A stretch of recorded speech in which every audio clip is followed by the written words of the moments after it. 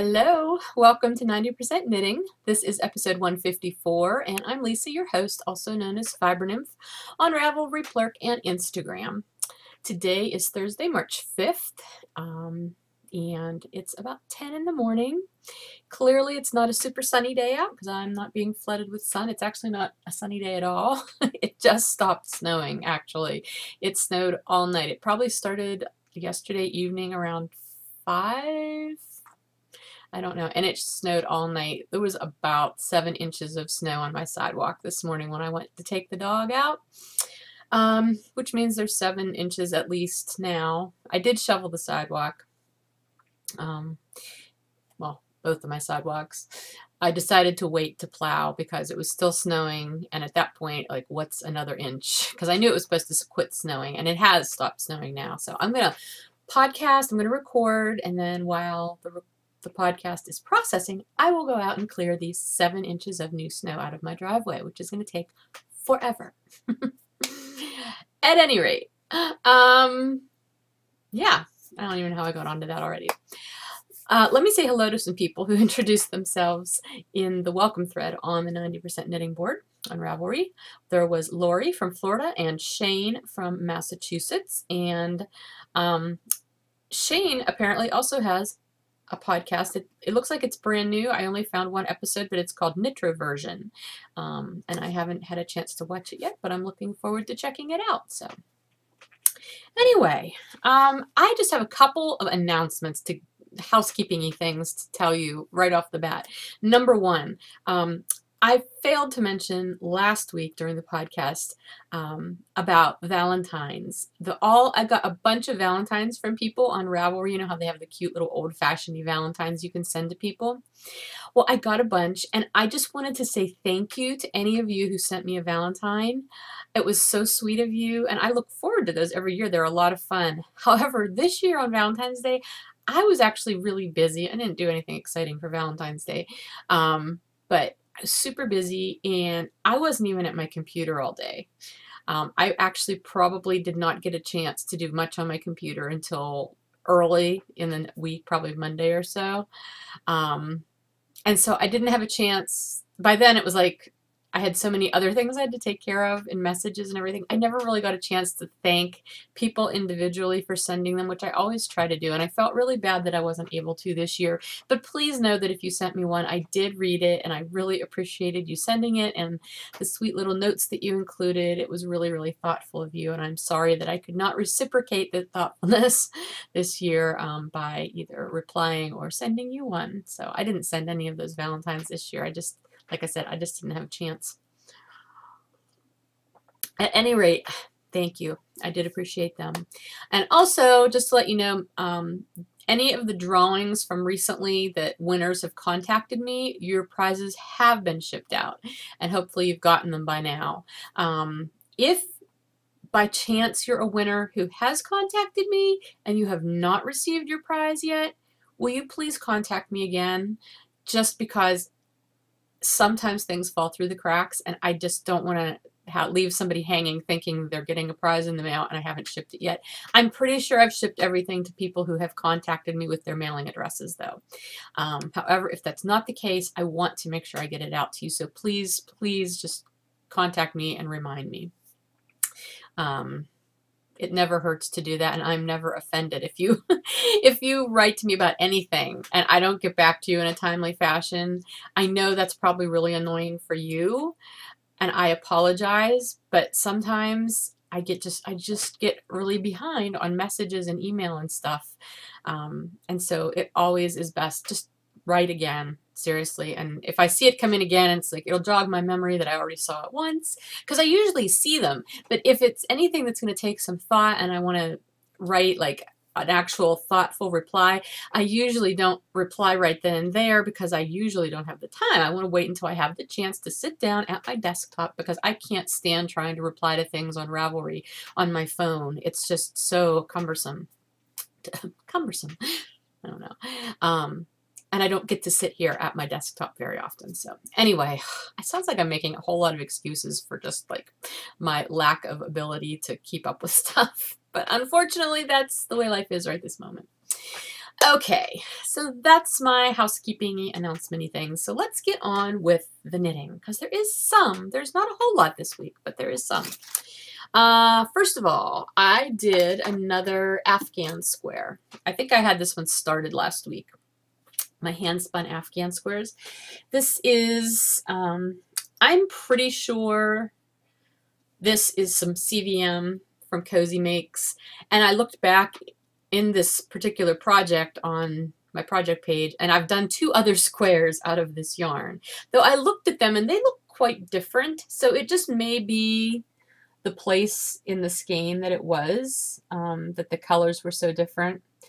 At any rate, I like it. So I have like 3 green squares now, and it sort of reminded me when I looked back at that I had already knit 2 out of that particular yarn, and I thought, do I really want 3? Clearly, I guess I'm okay with 3 because I've knit another one, but there was plenty of yarn. There's probably plenty of yarn for me to do a 4th one as well, but I did cast on another one. I'm thinking I may end up ripping it out because it seems to be much, much heavier weight yarn, and it's turning out way bigger than most of the other ones. And so since I already have a couple of my really early on ones ended up being super large, and they're not going to work in this particular Afghan, I don't want to make any more that are going to be that big. So I think I might rip that one out and just use the yarn for something else, because I honestly think maybe I used that yarn for one as well. I need to go back. So if you look in that bottom bin right there, all of my Afghan squares, well, no, not all of them, most of them are in there. Some are in this box right here that just haven't been put in there yet, and then I have a couple sitting over on these shelves to my right that I have not taken pictures of yet and added to the project page, so they're kind of scattered all over the place. Oh my goodness, speaking of Afghan squares, as I've been cleaning my office. I know you can't tell because it still looks like a hot mess behind me, but I have been cleaning and organizing and going through stuff, and in the process I found a whole box of Afghan squares. And I won't say I forgot about them, but they were out of sight, out of mind. And as soon as I found the box, I'm like, oh my gosh, I totally forgot I had these.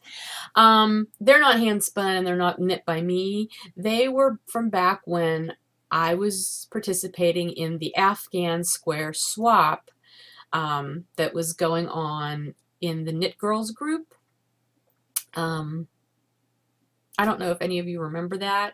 I don't think they've done it in quite a while, and if they have, I'm not aware, because I know the person who had been coordinating it, Megan, she had a baby, and I think she took a break at that point, and she's now had a second baby since then. I don't think it's started again. At any rate, I think I have like 8 squares, because I did a couple of rounds of it, and they're all, I want to say purple, like purple or blue, like real rich, deep colors. So I'm not sure what I'll end up doing with that, but I have them. So I don't know. That just, and they're all different patterns. Anyway, they're there. A future project, I guess, you know. Anyway, that was a diversion. Okay, or digression, not a diversion. All right, so that was my finished object, the Afghan square. Woo. I do have a hoe. And this was something I did show you last week.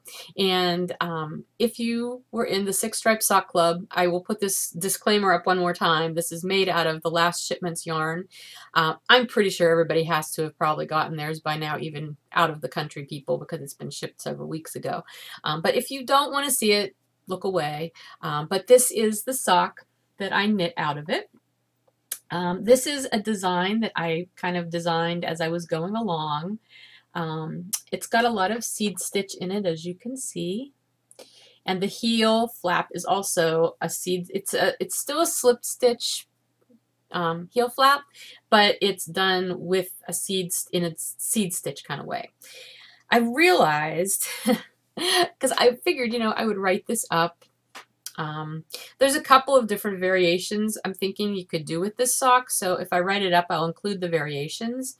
However, I have the seated rib socks that I've already published, and that's a fingering weight sock. This is for sport weight, so it would be quite different. I was going back and forth. It's like, is this different enough to be published separately since it's another, I don't know what it is with me and seed stitch and socks, as you'll see in just a minute. At any rate, I don't know. I'm considering I'm considering my options. Eventually I will write this up. Yeah. I really love knitting this. And I love that it ended with this little bit of yellow at the toe. I always forget whenever I'm knitting a sport weight sock. This is, by the way, my new Traveler base, and this was the 6 More Weeks colorway, which was the colorway for the club last shipment.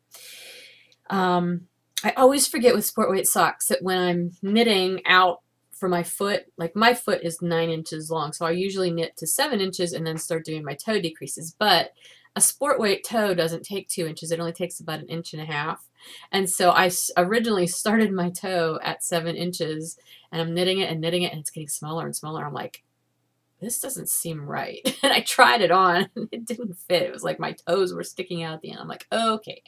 And then I realized I hadn't knit the foot out far enough. So I ripped back, and I knit another a little over 1/2 inch, and then did my toe. And now it fits fine. So anyway, I'm really happy with it. I love the happy colors, and I honestly wish I could wear them, but I kind of want to keep them nice for, you know, show samples. So I think I'll at least keep them nice through my April show. We'll see. But anyway, you know, the other thing with seed stitch socks is I have yet another one that I designed a couple of years ago. And this was the tread sock, which if you've watched the podcast for a long time, maybe you'll remember seeing this from, I think it was 2012. I looked on the project page. The thing about this one, for number one, this was knit out of my Happy Camper sport base, the one I don't carry anymore. And so if I go back to finishing this design, I need to knit it out of Traveler, just to make sure it still works, which it should. I mean, it's funny. Traveler definitely feels like a lighter sport weight than Happy Camper did. I'm not sure if it's just the construction of the yarn. I mean, I actually know it is lighter because there's more yardage. There's like 300 and, oh gosh, I can't remember right off the top of my head. I'm going to say 320 something yards in Traveler, whereas there was only 71, maybe 274 yards in Happy Camper. So it's definitely a slightly lighter weight, sport weight. But it really does knit up pretty similarly. Like, I'm not noticing much of a difference in my stitches. I haven't actually measured for gauge, but I used the same needle size. So anyway, my thought, here's my thought process, and try to follow this. I'm sorry. I know I'm a little scattered sometimes with this stuff, but when I designed this sock, I did the same slipped stitch, slipped seed stitch heel flap as I ended up doing on this one. And as I was knitting this one, I knew that I had done it before on this pattern. But I thought, well, it doesn't really matter. I mean, it's the same thing, and I think it's kind of clever, personally. But then, you know, I remember, well, I have another pattern out that has, you know, ribbing that is essentially seed stitch alternated with knit stitch. But it's very different. And again, the other one's fingering weight. This is sport weight. So I just don't want to keep putting out patterns that look super, super similar, because that sort of bugs me whenever you, some designers sometimes seem to do that. And that's totally a superficial observation, because I'm sure there are probably technical differences between the patterns that you're not seeing visually right off the bat. So, but it always seems weird to me, like if I look at a few different patterns from the same designer and I don't see a whole lot of difference. I don't want to be that designer. I want to, you know, keep it different enough that it's, you know, worth your money. If you're gonna buy another of my patterns, that it's not something that I've already done. You know what I mean? I hope you know what I mean. Anyway, my current thought, though, is I think I'm going to go back to this design, and I'm going to knit this one again out of my new sport weight base. And I will hopefully get this one published, tested and published first. And then I may go to this one. And again, it all depends on the variations that I can put into this, because there's a few. As I was knitting it, you know, there's variations on the toe, there's variations on the way the columns work. And so, I don't know. I'm still thinking about that one, but I think I'm going to go back to this one first because it's been in the works for so long. It's been dormant for so long, really. But I loved this design when I did it, and I just want to try it again with the new yarn. I think the thing that held me back on this one was I was originally planning to release this in both, for the pattern to work with both sport weight and fingering weight, to have both versions in the same pattern. And I stalled out on the fingering weight one because I could not get the heel to work with the stitch count that I was using to do the rest of the sock. And I know that sounds weird because you could think you could adjust things. And I know I can. I just never got it to work right. And I kept messing it up. And I went to look for it earlier. I can't find it. I've got project bags with like really old projects in them. But like I said, I've been cleaning my office out, so you would think I would have come across it, right?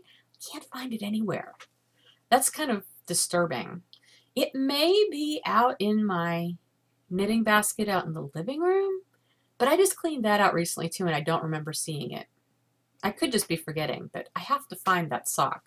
At any rate, I think at this point I am just going to focus on publishing it in the sport weight. If I ever get it done in fingering weight too, because the fingering weight was ended up being pretty different in general, because there were so many more stitches to work with. So. Anyway, those are two socks going on, sort of. The one just, yeah. Okay, I'm going to stop babbling about that one. Anyway, I'm really happy with how my Traveler knit up.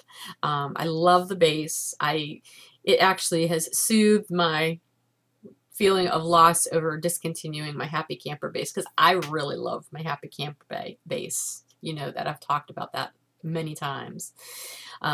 So now that I have the new sport weight base and I know how much I love it, I'm feeling much better about that, and hopefully you will too. It sold really well in the shop update last week, so I hope you guys who bought it will enjoy it, as well as those of you who have gotten it in the club for those 3 shipments this year. So, okay, what else have I worked on? What else have I been doing besides babbling about this? Sorry. I got back to working on my Atlantic Current socks. I had finished the first one and I cast on the second one this past week. So this is as far as I've gotten. It's not super far, but at least the second sock has started.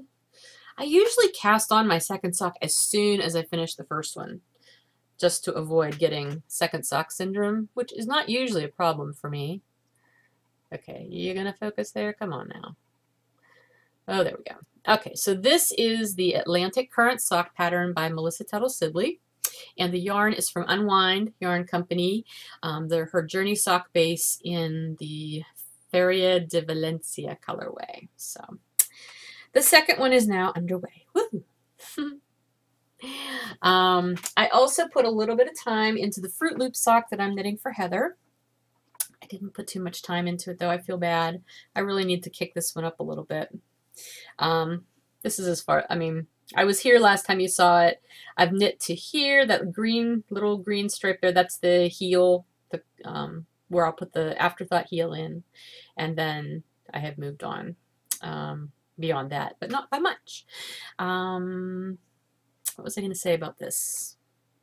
Oh, when I was doing this and I needed to put the afterthought heel yarn in, I don't remember where I was. I think I was probably sitting in bed and I was warm and cozy and didn't want to move.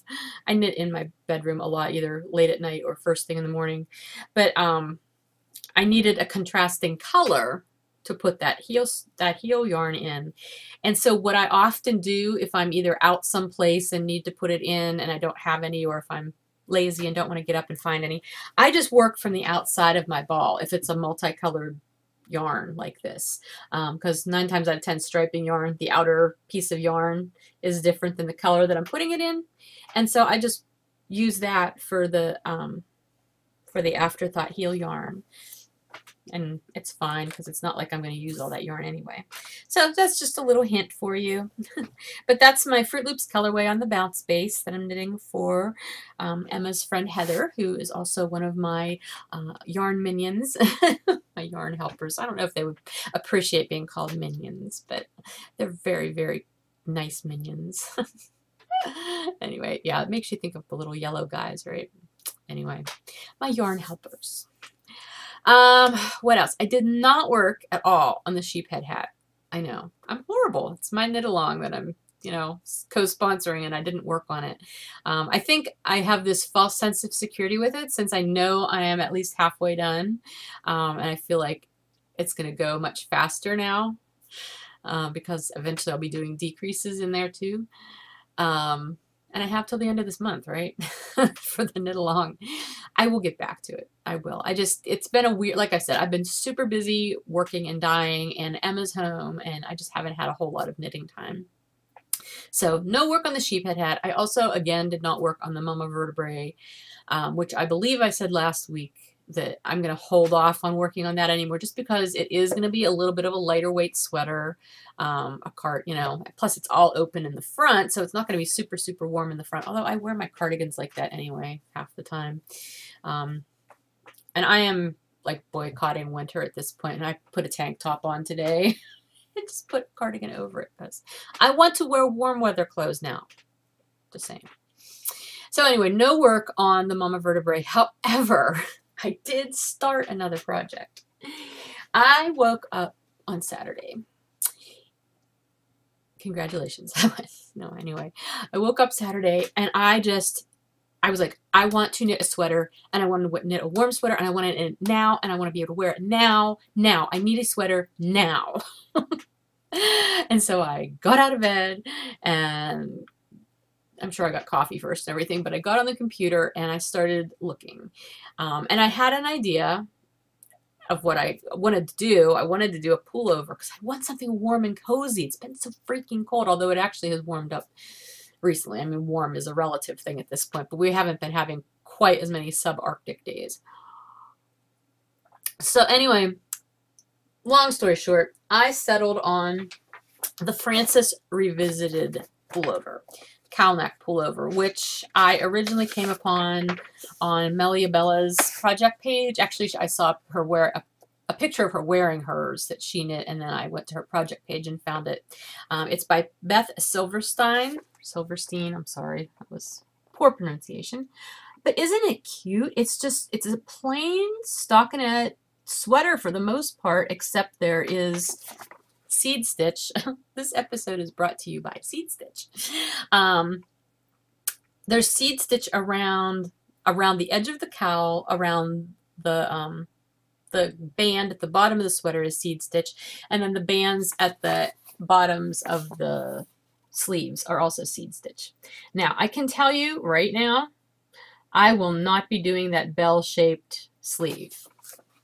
That's not me. I don't do bell shapes. I did do it on my February lady sweater years ago and wasn't crazy about it. So I think what I'm going to probably end up doing once I get to the sleeves is I'm going to knit, you know, I'll do the sleeve as it's written down to the elbow, but then instead of ending up doing any bell shaping, I'm just going to keep it straight. I don't know. We'll see. But it's not going to be bell. The other thing I'm probably going to change on this, because this calls for tacking the cowl neck down in the back. To keep it steady, I think structurally firm. I'm not real crazy about that, only because it looks to me like it does something weird to where the edge of the seed stitch is in the front. It just, I'm not overly crazy about that look. So I think I'm going to try to just leave it a loose floppy cowl and see what it does. We'll see. So far, though, can I show it to you? I'm talking about it, and I haven't shown you. I knit like crazy on this. Like I said, I started it Saturday. I knit on it all day Saturday. Like, not all day Saturday, but all of my knitting time Saturday was on this sweater. All of my knitting time Sunday was on this sweater. I like went gangbusters on it. So this is I'm seriously so far on it. And it's already covered with cat hair. My cat, Babette, is shedding like crazy. You can tell spring is approaching because she is just nuts. Okay, let me see. This is the front. I'm pretty sure.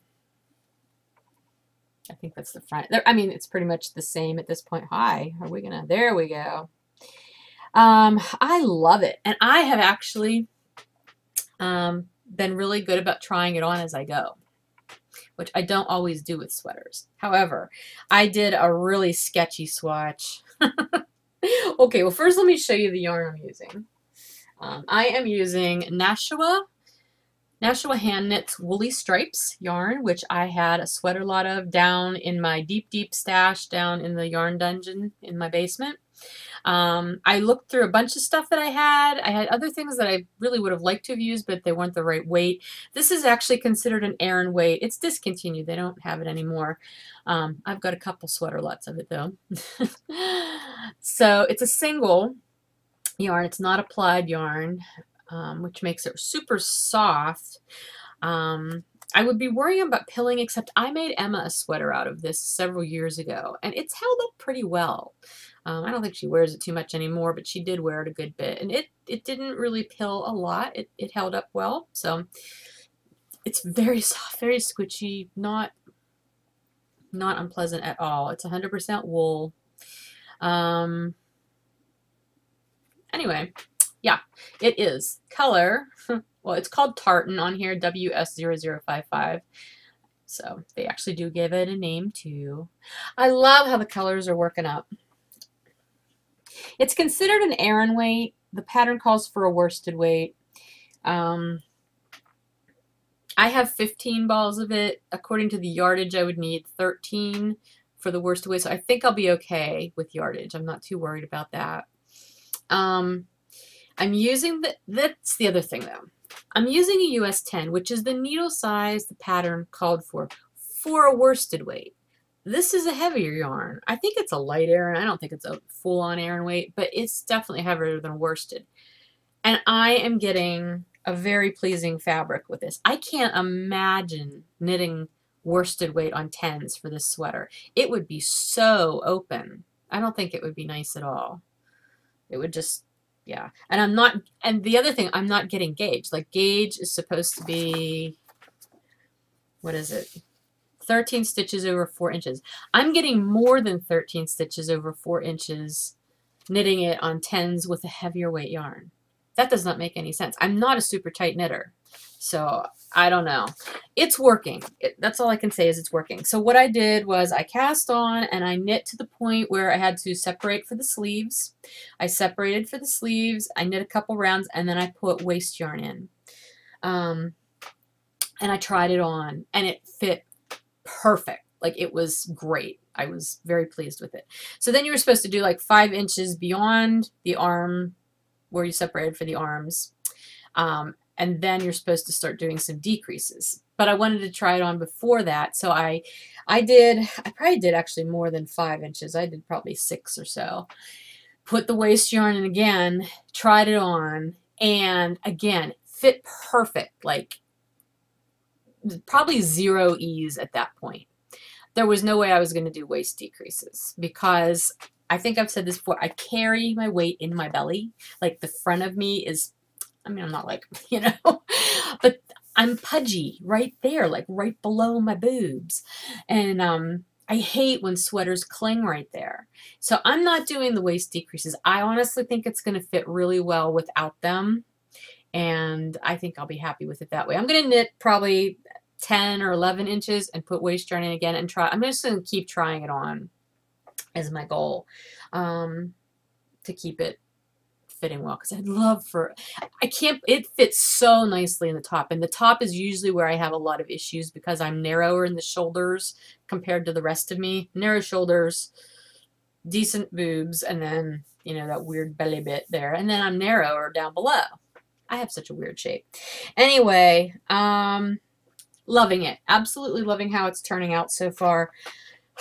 The yarn, I don't remember this so much from when I knit Emma's sweater out of this, and I didn't make any notes about it in that project page, but what I'm finding with this yarn is that it has a lot of really messy joins in it, like bulky, you know how commercial yarns are sometimes joined, like especially wool, you know, it's almost like a felted join, like if you did a spit join or something yourself, but it's the first couple I just knit in because they weren't bad and they were fairly small.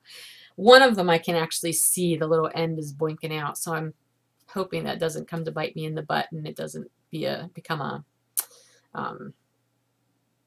a failing point in the yarn. Like, I hope it doesn't break at some point. Anyway, after that though, then I found a knot. And not only was there a knot, but it was almost kind of like Noro does. Sometimes you find a knot and it's like the knot comes with one color and then it totally joins in a different color instead of sticking with the same color. So I ended up switching skeins at that point so I could continue with the color I had been in, because I hadn't been in that color very long. I mean, these colors you can see, I mean, they ply, see, it's not ply, but they overlap. You know, they overlap one color to the next, which is nice. I like that. But I don't know how obvious it would be if I just went from one color to the next. I don't know. And it's kind of funny because right here, I don't know if you can see, there's like this little blended, really narrow row of blended yarn. It almost looks like a mini stripe, but it's not. And I don't think that was where I joined in another yarn. It may be. I don't know. It's hard to tell. There are so many ends in this thing that I'm going to have to weave in eventually. And they're not like on the sides where you can hide them, because they're just, the joins are coming up, you know, willy-nilly. I can't control that. But I have started cutting the joins out because some of them were just absolutely atrocious. I couldn't deal with them. And definitely did not want to knit them in. But the other problem was, this was one of the places, actually this is where I had to cut yarn at one point, right here, and then I didn't notice it as I was knitting it, but it almost looks like there's a hole there, and there's not. It's just the one strand of yarn was super thin right there. So I think what I'm going to end up having to do is do maybe some duplicate stitch on the inside to reinforce that. I'm not sure. But anyway, so far so good. I love it. And it's so soft. I can't wait to be done with it. I have not had much knitting time since the weekend, so I haven't gotten to work on it much more. But I hope I get it done. The other thing I wanted to mention to you, and this is just sort of another little tip. Waste yarn, putting waste yarn in. One of the reasons I don't like putting waste yarn in is because it's always such a pain to put my needles back in. I think it is anyway, because a lot of times my needle wants to catch threads from the waste yarn. I try to use smoother yarns for my waste yarn so that that's less likely to happen, you know, like a cotton or something like that. But then cotton doesn't have any stretch if you want to try it on with the way, I don't know. I know, you just make it big enough. Well, what I ended up doing this time, and especially with this yarn being so soft, being a singles yarn, I always want to say single ply, but that's kind of a misnomer, because if it's not plied, it's not, if it's a single, it's not plied at all. So that's not quite right. Anyway, what I ended up doing with this, since I knew it was going to kind of be a bear to get the needles back in anyway, I used this really narrow satin ribbon that I have. I've got tons of this ribbon, and I'm sure you've seen it. It comes on spools. It's like $1 a spool at like Joann's or Pat Catan's or any place like that. I have a bunch of this from a project that I did. It was a felted teapot cozy that was made to look like an Irish cottage, and then you used this ribbon after it was felted, and you embroidered with this ribbon all these flowers and everything all over. Oh my gosh, it looked beautiful when it was done. I gave it away to friends at the time who I don't even talk to anymore. Kind of wish I had it. Not that I have anything to use it. Anyway, that makes this, no, never mind about this. But anyway, I used this narrow ribbon for my waste yarn to put in when I was trying it on, and it was so much easier to get my needles in, because the other thing is my US 10s, the only size of US 10s I have that are big enough to do a sweater are wooden. They're not Addie Natura, the bamboo ones that Addie does. I don't have very many pairs of these because I like the metal Addies is what I mostly have, but I like the cable because it's still their old gold cable. And I've had these needles forever and ever. Anyway, I didn't really want to use wooden needles for this yarn, but they're working out okay because they're really pretty smooth and they're not catching. That was my biggest concern, because this wool has enough grip to it that I didn't want it to catch on the wooden needles. So it's okay so far. And the ribbon just made it the ribbon just made it way easier to slide the needles back into the stitches, because you know, the ribbon's kind of slippery, so I was almost able to use the ribbon as a guide when I was putting the needles back in. So your mileage may vary, but it's just an idea if you don't like using yarn because you have those same issues with it. The other thing about these needles, if you look at the tips, and I don't know if this will show up or not, it's actually not looking as bad as it originally did. Yeah, you can't really see it on there. In person, you can kind of still see it. They were a dark purple color when I first started.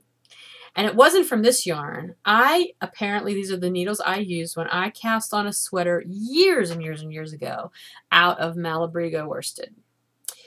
I never finished that sweater because number one, it was pilling even as I was knitting it. And number two, it was bleeding onto these needles. I don't remember bleeding onto my hands, but it bled onto the needles like crazy. It was this deep, deep, beautiful, deep purple.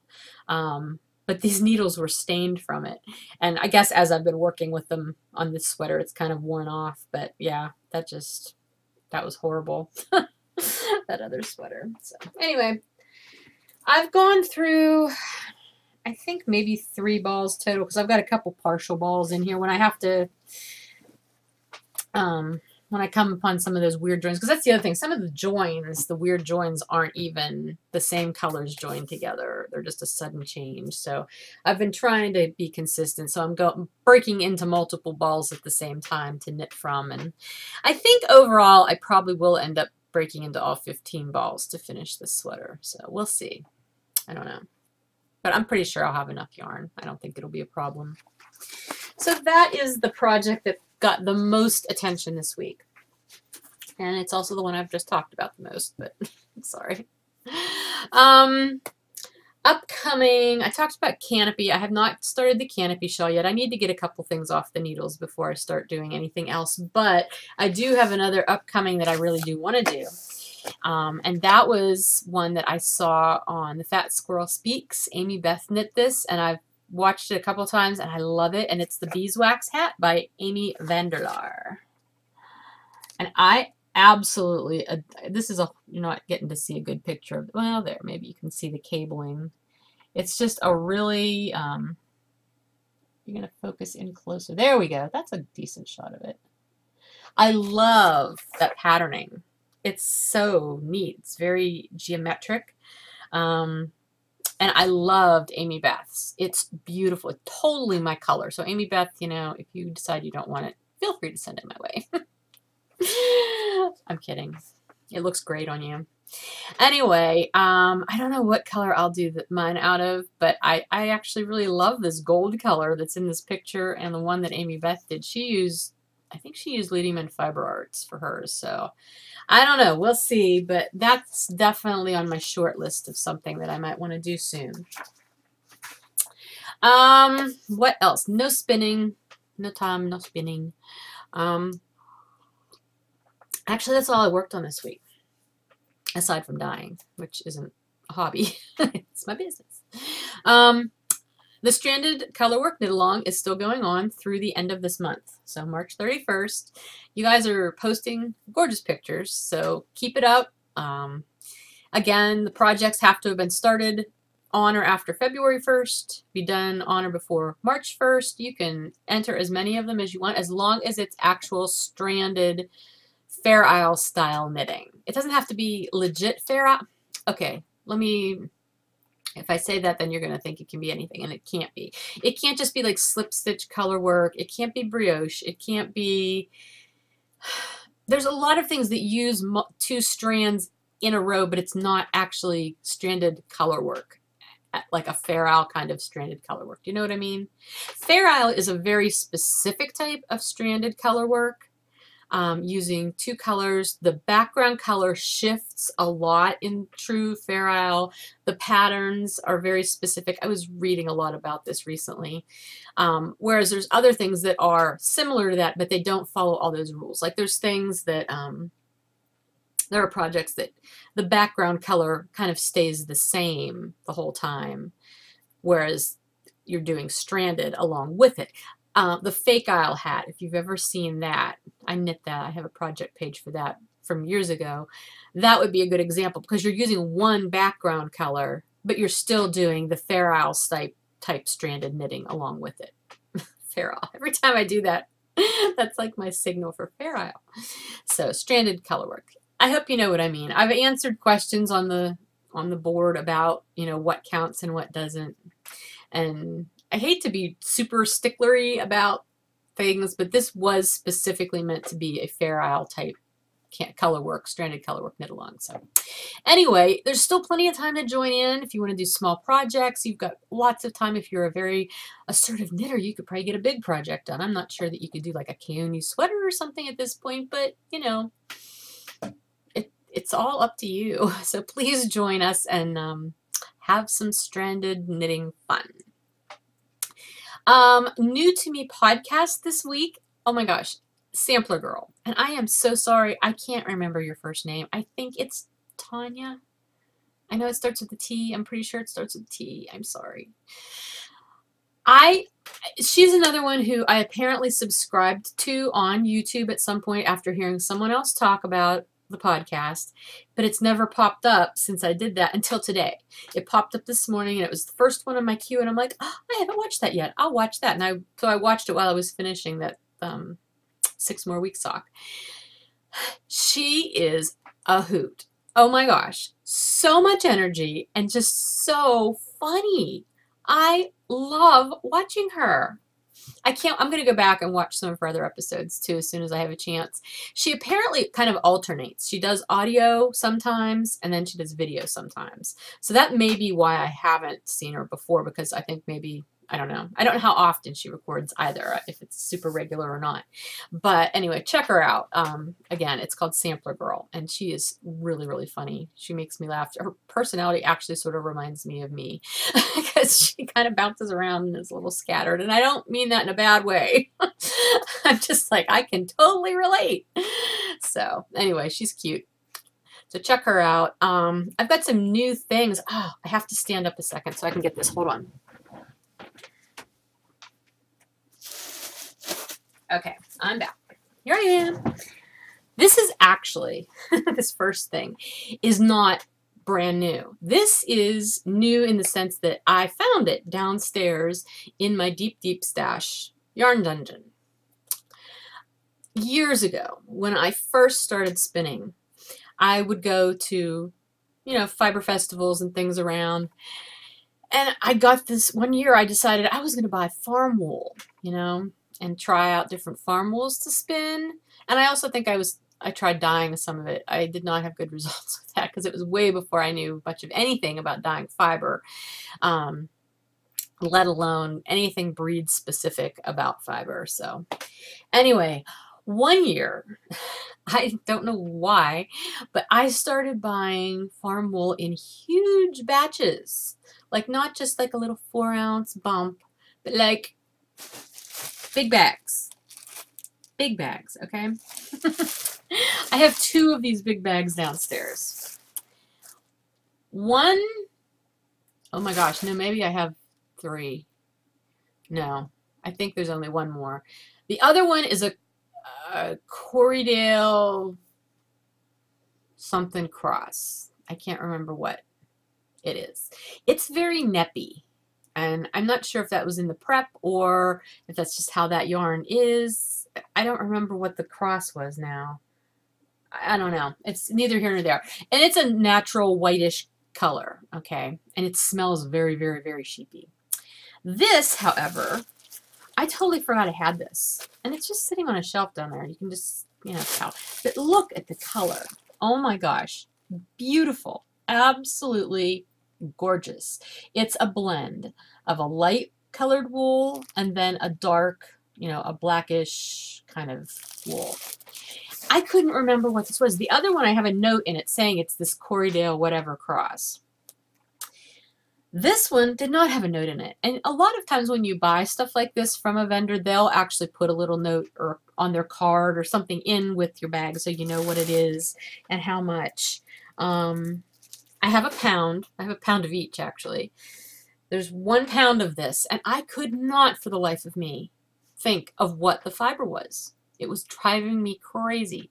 So I finally went back into my very old blog archives from my old blog, not the current blog that I post the videos too, and I found it. This is a Shetland Romney cross. I'm so excited about this fiber. There's only a pound, so I don't think it's enough to knit a sweater, because as soon as I saw it, I thought that would be perfect for the antler cardigan that I want to do. Perfect. This is the color I want. But I don't think there's going to be enough. But I am going to spin it up eventually because I'm just in love with it now. I didn't know anything about breed-specific wools back in the day when I first started spinning. I had no concept. So I bought some really cool things that I'm just coming across now, and it's like, oh my gosh, that's awesome. So anyway, so that's sort of a new to me. It's a renew to me thing. The other thing, speaking of Shetland, is the magazine that I ordered from the Shetland Islands called 60 North. Because that is the latitude of the Shetland Islands is 60 degrees north. And I bought it because it's a knitting, the magazine itself is not a knitting magazine, but this issue was knitting centric. Knitting an island way of life is like a huge feature in this magazine. Really cool. I have not had a chance to read it yet, and I'll tell you why. Because a lot of the pages, okay, not all of them, but the first article I started to read and some of the knitting, like here's the knitting one. It's on a dark background and the writing is in white, and I was trying to read it at nighttime in bed. I couldn't see it. I couldn't see the print for anything. My eyes, I'm telling you what, I'm getting old. So this is definitely going to have to be daytime reading for me.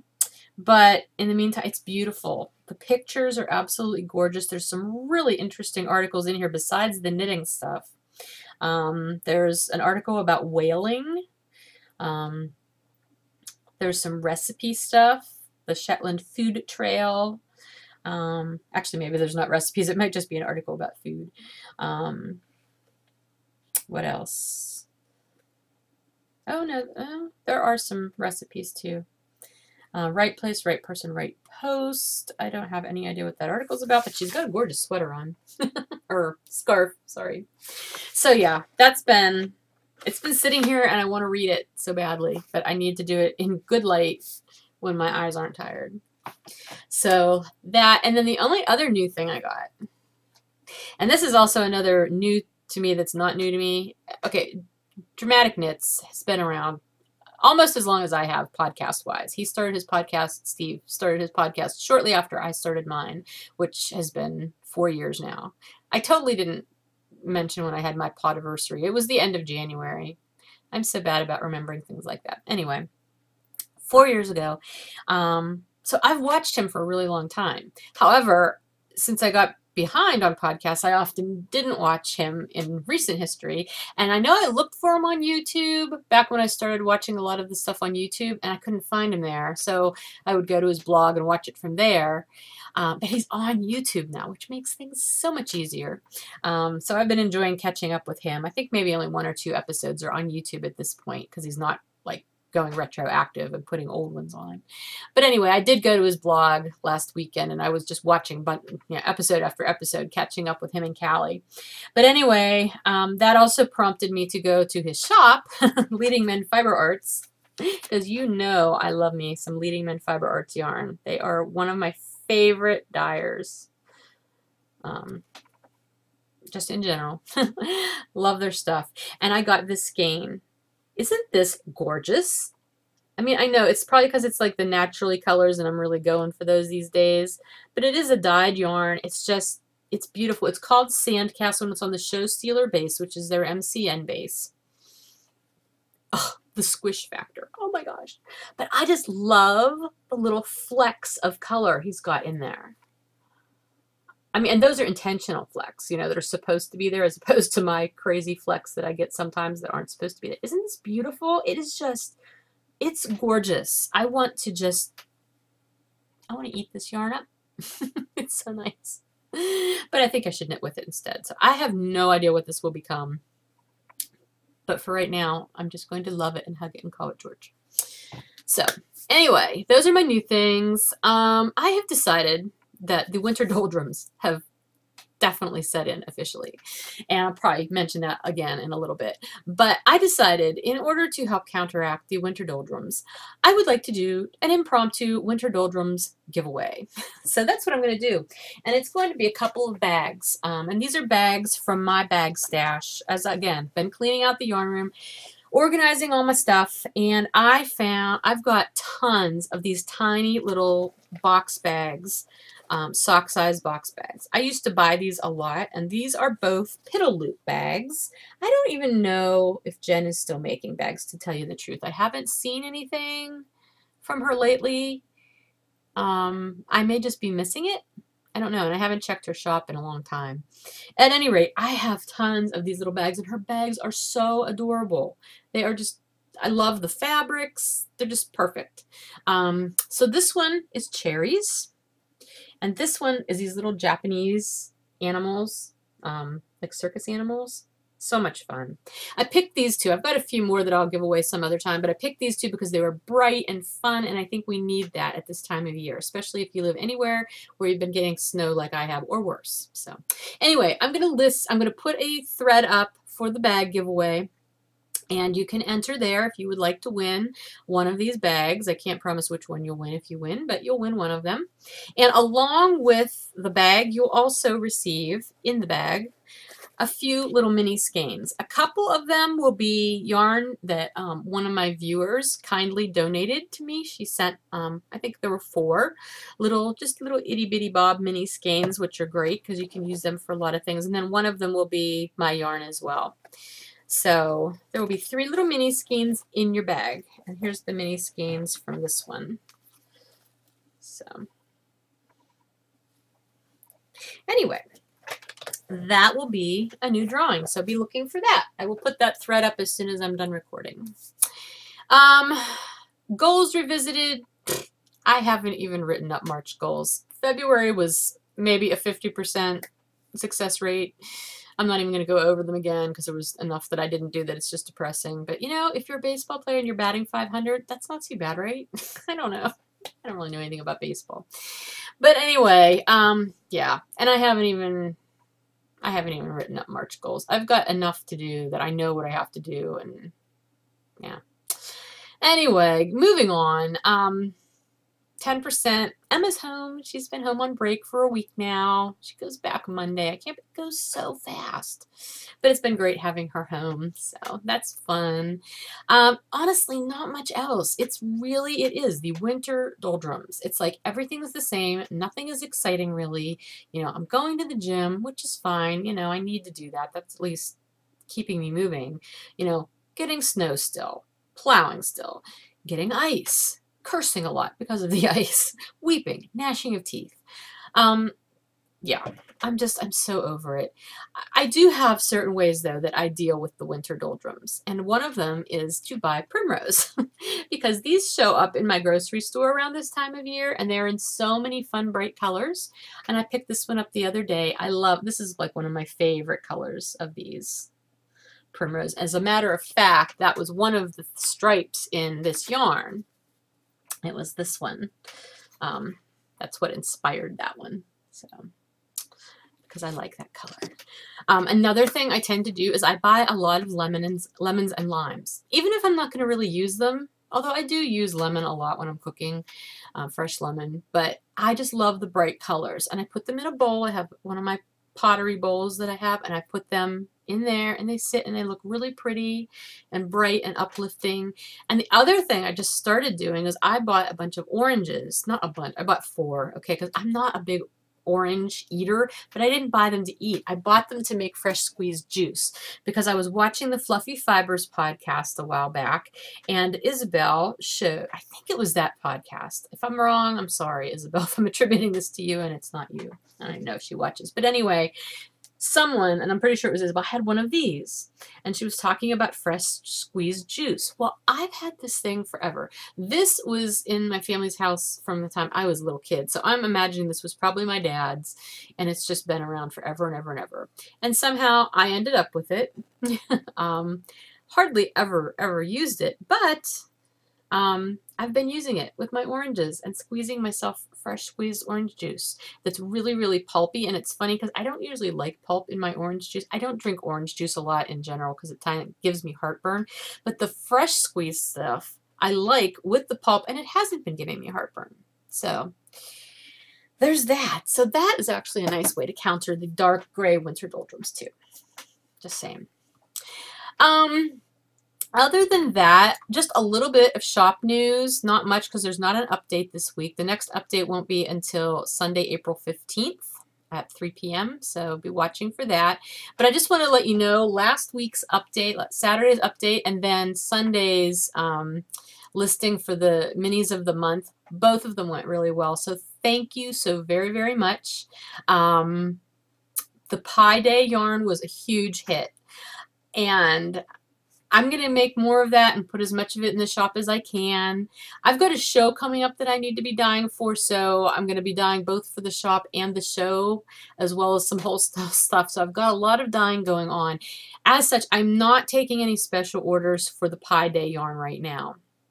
I can't do, because it does take a little bit of time to wind, just because it's not a regular striping pattern, obviously. But I would say probably mid-April is when I will start taking special orders for that if people still want it and can't get it in the shop. But my next update, I'll have some in the shop update, and I will also have pre-orders for it then, which will not ship out probably till the end of April, but at least they'll be there. So you'll know that you'll get a skein if you want it, if you can get one of the pre-orders. So there's that. I'm not sure. I may have to put a hold on any extra special orders right now until I get the show dyeing underway and in hand. So if you PM me or email me asking for a special order, I will probably either tell you I may or may not be able to do it, or I might be able to do it, but it might be a longer wait than usual. So just be aware of that. The minis of the month, these were the ones for March. This was the new striping colorway, and it's called So Berry Limey. And then the coordinating color I chose to do was the green, the lime green. These are just happy, yummy, bright colors, and these went over like hotcakes. I listed 27, 26, I can't remember how many I listed, but they all sold out like within a couple. Most of them sold out that day. There were still a few left. I have all the yarn dyed up because I really wanted to get these done. Though I'm hoping to have them shipped out by the end of next week. So if you ordered the March ones, you should have them way sooner than the end of March, like, you know, which I had said in the listing. If, however, you were somebody who ordered something from the shop at the same time you ordered one of these pre-orders for the minis, I have not shipped out your shop stuff yet. I will ship it out along with the minis whenever they go out, just so you know. Because it's a pre-order thing, and as I told you last time, I'm not going to ship pre-orders.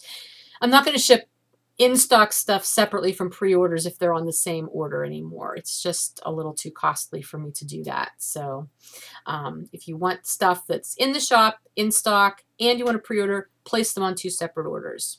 Okay. I think that's it. That's everything I've got for you. Oh, keeping it under an hour too by a couple of minutes. That's exciting. So anyway, I probably forgot something, but I'll catch it next time. All right, that's everything. I'm going to stop this and I'm going to start processing this and go out and move a whole bunch of snow. So I hope you guys are having a great week, and I hope you are surviving winter. Go buy yourself a primrose and some lemons, and it will make a huge difference in your life, I promise. All right, that's everything. I'll talk to you next week. Bye.